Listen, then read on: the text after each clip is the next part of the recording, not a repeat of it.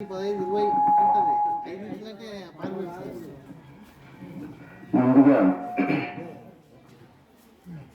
ఈ నీలిపల్లి గ్రామ గురుబంధ జనులకు ముందు నా వందనము తెలుపుతా. ఎందుకనంటే ఈరోజు ఈ మందిరమందు మా గురుమూర్తి అయినటువంటి మద్గురు వర్యులు శ్రీ శ్రీ నిజానంద నరసింహరాజయోగి సర్వాధ్యక్షుల స్థానంలో ఆసీనైనటువంటి స్థానమందు నాకు సభకు ఉపాధ్యక్ష స్థానాన్ని ఇచ్చినందుకు వారికి నా మన ప్రాణములు అంకితమిస్తూ ఇప్పుడు నేను చెప్పబోయే విషయము ముందు వర్తిస్తా. గురుర్బ్రహ్మ గురుర్విష్ణు గురుర్దేవో మహేశ్వరః గురుర్ సాక్షాత్ పరం బ్రహ్మ తస్మై శ్రీ గురవే నమః.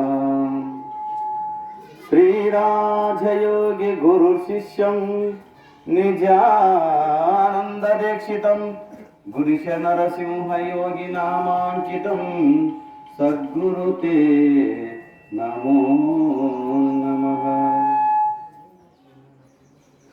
సభపై ఆసీనున్నటువంటి సర్వాధ్యక్షుడు మా మద్గురు వర్యులు శ్రీ శ్రీ నిజానంద గురుశ నరసింహ రాజయోగి పాదపద్మములకు ద్వాదశ సాష్టాంగ నమస్కారం అర్పిస్తూ, అదే మాదిరిగా గౌరవాధ్యక్షులు మా మాతృమూర్తి ఆదర్శమాంబ మీనాక్షమాంబ పాదపద్మములకు ద్వాదశ నమస్కారం అర్పిస్తూ, మా మద్గురు వర్య సంతతి మా అగ్రజులు అనితామ సమేత గుడిసె సుగేష్ పాదపద్మములు కూడా మా యొక్క దండ ప్రమాణం అర్పిస్తూ, సభానందు ఆసీనుడు సోదర సోదరిమానులు మరియు పరమాత్మ స్వరంలో నాతోటి సోదరులందరికీ కూడా నా యొక్క వందనం అర్పిస్తూ నా ఉపన్యాసాన్ని ముందు వరిస్తా. ఇంతకుముందు భోజప్ప గారు, అదే మహమ్మద్ గారు చెప్పినారు. ఏమనంటే 84 లక్షల జీవరాశులలో ఒక మానవ జన్మకే తెలియని తెలుసుకునే తెలివి ఒక మానవ జన్మకే అని చెప్పి అయితే మరి జన్మకు రాకముందు, ఈ మానవ జన్మకు రాకముందు మనము ఏ జన్మము ఉంటామని చెప్పి ఒకసారి విశ్లేషణ చేస్తే మనకు అంతు చిక్కదు. ఎందుకంటే వెనకటి జన్మ ఎలాంటిదో ఎవరికి తెలియదు. ఆగామి, సంచిత, ప్రారంధం అనేటువంటి 3 కర్మాల గురించి చెప్పి, సంచిత అంటే పూర్వజన్మ కర్మమని, అది సంచి మాదిరిగా మోసుకొని ఈ జన్మకు వచ్చినాము. ఇది ఆగమి, ఇది ప్రారంధము. ఆగమం అంటే ముందర వచ్చేదాన్ని ఆగమం అని చెప్పి పెద్దల నిర్ణయము. మరి వెనక జన్మలో ఏమై ఉంటామని చెప్పి విశ్లేషణ పోయినప్పుడు అక్కడ ఏమై ఉంటామో ఎవరికి వ్యక్తం అవుతలేదు. వచ్చినాం కాబట్టి వెనక జన్మం అని చెప్పి, లేదా సుకృతం అని, లేదా దుష్కర్మ అని నిర్ణయిస్తున్నాము. కానీ దానికి పెద్దలు ఒక ఉపమానం చెప్పినారు. ఏమని అంటే, కోటి జన్మములెత్తియును 100,000,000 దుఃఖములను అనుభవించితి, నాటి మాటలు దరుచుకుంటే నాటు నీమదికి జీవ మేలుకొనుము అని చెప్పి శంకర ప్రభువులు మేల్కొలలో చెప్పినారు. ఏమి కోటి జన్మములు? మనకు చెప్పిందేమో 84 లక్షల జీవరాశుల వాళ్ళము కోటి జన్మములు అంటారు. అక్కడ కోటి జన్మములు ఎత్తిను 100,000,000 దుఃఖములు అనుభవించి, 84 లక్షల జీవరాశులు ఉంటే వారిదుకు కోటి జన్మములు అని చెప్పినంటే, ఈ 84 లక్షల జీవరాశులలో ఎన్నోసార్లు పుట్టి గిట్టి వచ్చినాం కాబట్టి కోటి జన్మములు ఎత్తింటాం మనం. అట్లా కోటి జన్మములు ఎత్తి 100,000,000 దుఃఖములు. ఒక్క కోటికి 100,000,000 అంటే ఒక్కొక్క జన్మకి 100 కోట్ల అవస్థలు పడి ఎన్నో కష్టాలు అనుభవించి ఎందరో మాతృమూర్తుల గర్భాన్ని కాల్చి వాళ్ళ దుఃఖములు పెట్టి ఈ జన్మమునందు మనము తల్లి గర్భము నుండి బయటకు రావడానికి ఎన్నో తాపత్రయాలు, అంటే తల్లికి తిప్పలు పెట్టి మనం బయటకు వచ్చినాం. వచ్చిన తర్వాత మరి వారిని ఏమైనా మంచిగా చూసుకున్నామనంటే తల్లిని అప్పుడే ఎప్పుడు చిన్నప్పుడు ఆమె అన్ని మనకి కావాల్సినవన్నీ చేసినా కూడా తర్వాత పెద్దగా తర్వాత మాత్రమే తన మాట లేకుండా మర్చిపోయినాము. కానీ ఇక్కడ ఏమి వెనక జన్మమై ఉంటుంది, వెనక జన్మం ఏమి ఉంటుంది అంటే ఒక ఉపమానం చెప్తా. అదే అని నిర్ధారణ చేసుకోకూడదు ఎవరైనా కానీ, ఉపమానం ఒకటే. అది వెనక జన్మలో ఏదో ఒక పశువై పుట్టి ఉన్నాను. పుట్టినప్పుడు సౌకారి ఆ పశువుతో పని చేసుకునేటప్పుడు, అంటే ఎద్దు అనుకోండి, ఎద్దుతో పని చేయించుకునేటప్పుడు ఎన్నో విధములుగా పని చేయించుకున్నాడు. ఆ ఎద్దుతోటి గడమ దున్నాడు, ఇంకా వగేరే. నేనేమంటే వ్యవసాయం చేసి దాని గురించి ఏం పెద్దగా తెలియదు. వ్యవసాయం చేసిన వాళ్ళకి బాగా, వ్యవసాయం చేసిన బాగా తెలిసి ఉంటుంది. అట్లా పని చేయించుకున్నట్టు ఒక్కరోజు కూడా నాకు ఆకలి అని చెప్పి నోటితో చెప్పలేదు. ఎందుకు అంటే దానికి క్షీమిత జ్ఞానం ఉంది. క్షీమిత జ్ఞానం ఉంది అంటే తెలుసుకునే తెలివి ఉన్నప్పటికీ కూడా వాక్కు ధనందు లేదు. తెలుసుకున్న తెలివిని ఆకలిని తెలుసు, దానికి నాకు ఆకలి అని తెలుసు, కానీ చెప్పనికే లేదు. వాక్కు అనే జ్ఞానం లేదు అక్కడ. కాబట్టి అప్పుడు ఎంతో అది అరుచుకొని ఊపుండి యజమాని వచ్చి గడ్డి వేసినప్పుడే తినాలి, కానీ అంతవరకు తినేది లేదు. అటువంటి జన్మలు ఎన్నో ఎత్తినాం. మరి అప్పుడు అన్నదట ఏమని, స్వామి ఈ జన్మలో ఎన్నో కష్టాలు అనుభవిస్తేనే ఈ కర్మ నేను చేయలేను, మళ్ళీ జన్మ అంటుంటే నాకు మనిషి జన్మ ఇవ్వండి. ఆ జన్మలో నేనెవరో, నాకు స్థానమేదో, నాకు దేవుడెవరో దాన్ని విశ్లేషంగా తెలుసుకొని జన్మ అక్కడనే చాలించుకుంటా అని చెప్పి శపథం చేసి వచ్చిందట భగవంతుడు. అప్పుడు పుణ్యకర్మమున అది పోయి మానవ జన్మకి వేసినాడు గురుమూర్తి. అయితే మానవ జన్మలో కూడా గర్భగోళం నందు ఉండి 7వ నెలలో చెప్తున్నాడు జీవుడు పరమాత్మ మీద పోయి, స్వామి ఇటువంటి జన్మ నేను వల్ల నీటి నీళ్ళు ఒక దుక్కు, నా గర్భము అనేటువంటి నా పిండం ఒక దుక్కు. ఈ నీటి నీళ్ళు తల్లి అయినటువంటి నీచులని తిన్నటువంటి తిండిని తల్లికి ఏం చేస్తారంటే, గర్భమందు ఉన్నప్పుడు మంచిది తింటే అదేమో బొమ్మిసిందని లేదా ఏమో కోరికలు ఉన్నాయని చెప్పి మంచి పెడతారు. అది అయితే తల్లి తినే మంచిదే, కానీ తిన్న తర్వాత పిప్పిని పంపించింది పిండానికి. ఆ పిప్పిని అంటే నరకం. ఆ నరకం తిని బతికింది గర్భములో ఈ పిండము.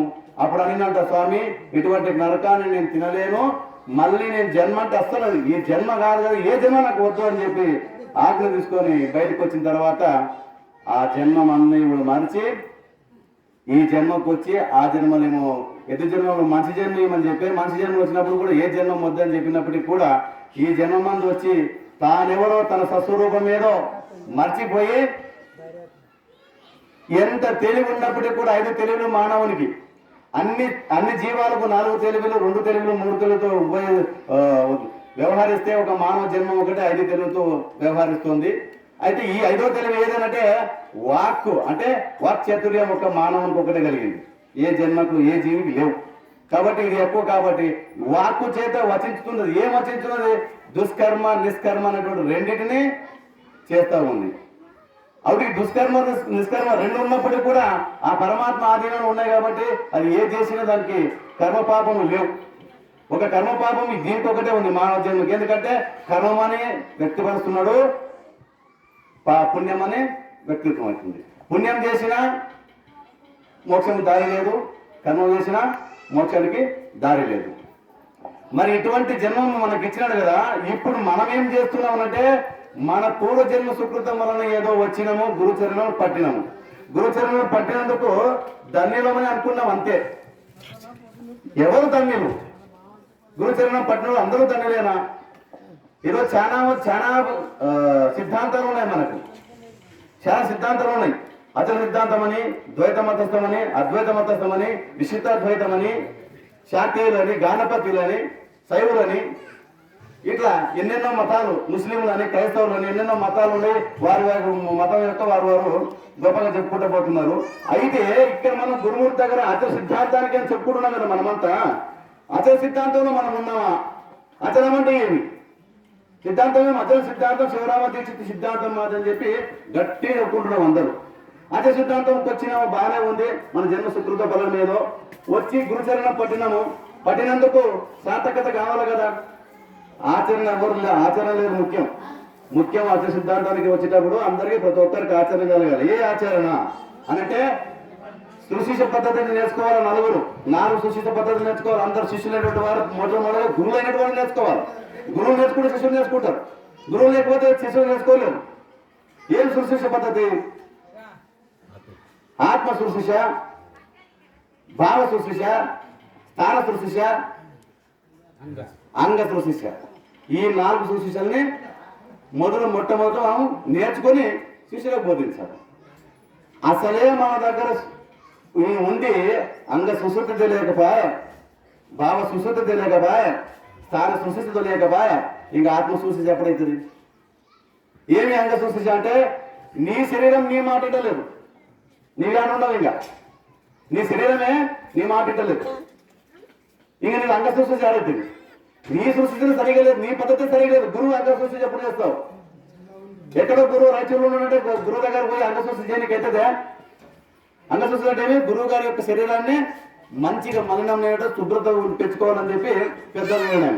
అయితే మనకు రైతుల్లో గురువు ఉన్నాడు, వాళ్ళు అక్కడ పోయి మనం ఆ శరీరాన్ని శుద్ధి చేయగలమా? చేయలేం. మరి ఇప్పుడు ఎక్కడ ఏం చేయాలా? ఈ శరీరమే గురు శరీరము, నీ శరీరమే గురు శరీరము. తనమైన తనములు గురువునకు వినయముగా దారపోసి ఘనమైన బోధన వలసి అని చెప్పి చెప్తాడు పెద్దలు. ఎప్పుడైతే నువ్వు గురువు దగ్గరికి చరణార్థ దాసైనావో ఆ రోజు నీ తనమైన తనములు గురువులకు అర్పణ చేసినావు. మరి ఇప్పుడు ఈ శరీరం ఎవరిది? గురు శరీరం. ఇది నీ శరీరం కాదు, నా శరీరం అనుకొని విరవీగి చేయరాని పనులు చేసి తినరాని తిండి తిని అనరాని మాటలు వాగి కర్మానికి బదులవుతున్నావు.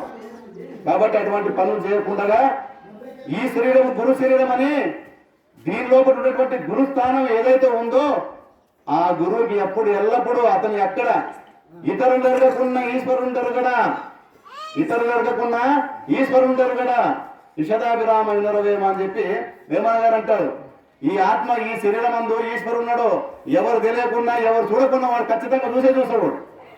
నీ అనుభవాన్ని వాడు చూసి నీకు ఏం కావాలో ఫలితం ఆ ఫలం నీకు అందించే తీరుతాడు. అటువంటి ఆచరణ మనంతా లేదు. ఇది అంగభావం సరిపోయింది. మళ్ళీ స్థానభావం, స్థాన సృష్టి కావాలి మనకి. ఇక్కడ ఏమి స్థానము? గురుమూర్తి స్థానము.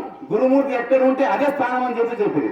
అయితే గురుమూర్తి ఇప్పుడు మాకు రాయచూరు స్థానమా, లేదా నేనుపల్లి స్థానమా, లేదా కొత్తపల్లి స్థానమా, లేదా మాచల స్థానమా, ఇట్లా కొన్ని ఊర్లు ఉన్నాయి కదా, అక్కడ ఆశ్రమం నిర్మాణించారు. అక్కడ చెప్తున్నాయా ఏమో తప్పుడు క్షమించగలరు.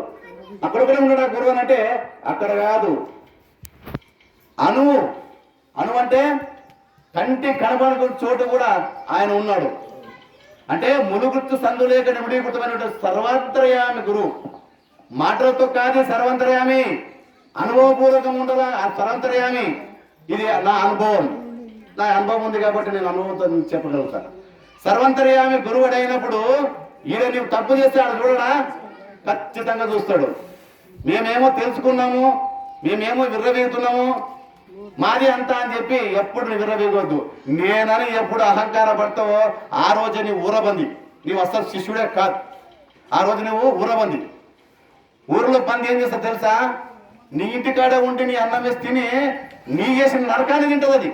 అంటే నీ మంచిది దాన్ని తింటది, చెడు దానికే దాన్ని ఊరబంది అంటారు. ఊర్లో నరకం అంతా సాఫ్ చేసేది ఒక్కటే, దానికి ఊరబంది అని చెప్పి పేరు చెప్తారు.